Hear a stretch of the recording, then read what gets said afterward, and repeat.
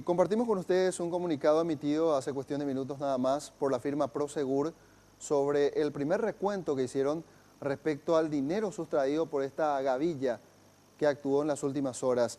Prosegur está colaborando con las autoridades para avanzar en el esclarecimiento de los hechos acontecidos en la madrugada del lunes 24 de abril, dice este comunicado. Tras realizar un primer recuento, el importe sustraído de la planta de Ciudad del Este no supera los 8 millones de dólares.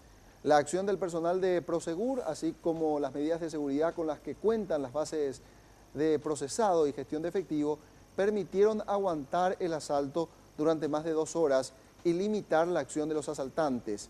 El ataque no tuvo incidencia en los servicios que presta Prosegur en todo el Paraguay. La compañía completó el 100% de los servicios a pesar de las circunstancias excepcionales que se vivieron ayer en Ciudad del Este.